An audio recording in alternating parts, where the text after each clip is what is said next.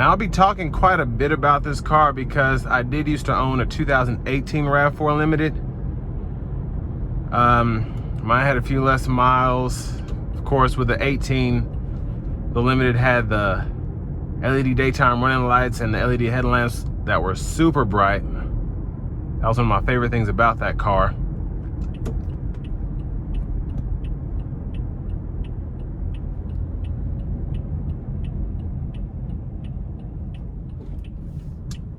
And I will say off the bat that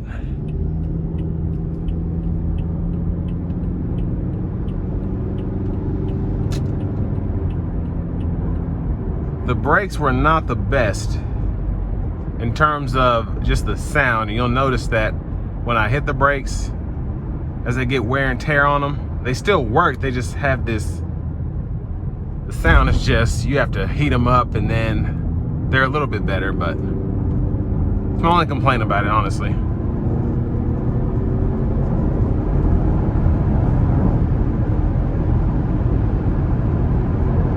But the 4-cylinder will get up and go, especially in sport mode. Check this out.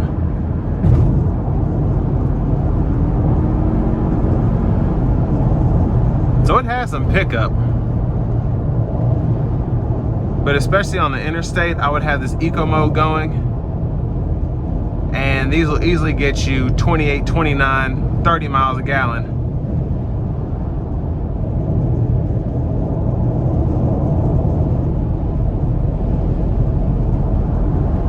But one of the reasons this is, or has been, one of the best-selling vehicles in America for so long is people just like how they drive. They're nothing special, but you have very few problems out of them, especially for an internal combustion engine. I think I just had mine in the shop for oil changes. I never had any issues with anything else.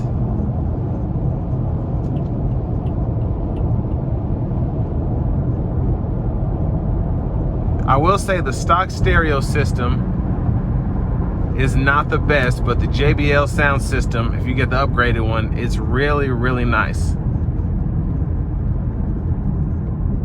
And I wish I would have gotten that on mine, but I bought mine pre-owned, about a year old, so.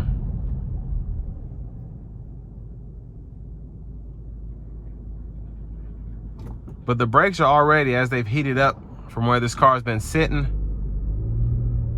they're already not super loud like they were when I first started it.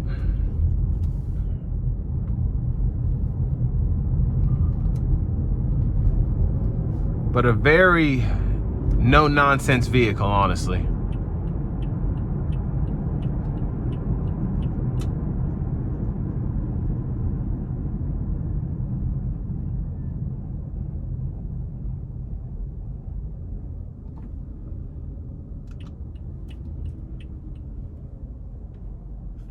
And of course, buying one of these pre-owned, you just want to make sure that all of the maintenance has been done in the shop that should have been done when the car was traded in or bought from the auction or whatever.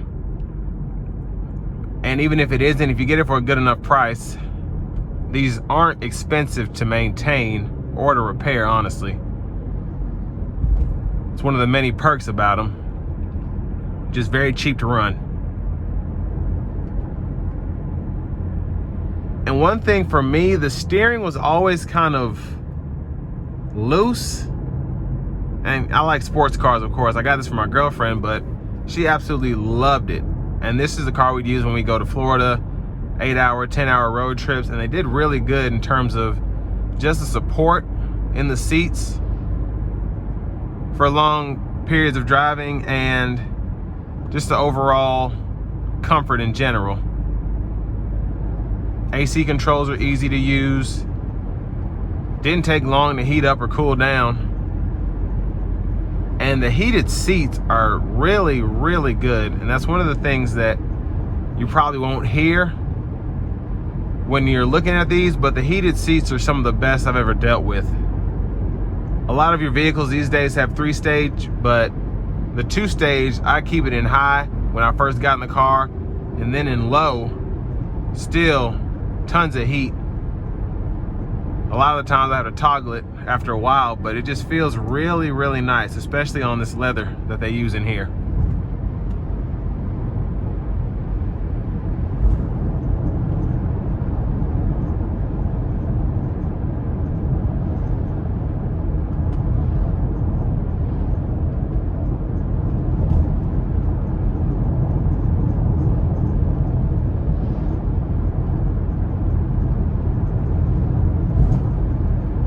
And just a slight rattle in the back. I don't know what that is. It could be a screw loose or whatever, but for the most part, this is a used vehicle, like I said, with 75,000 miles on it, but it's driving very well.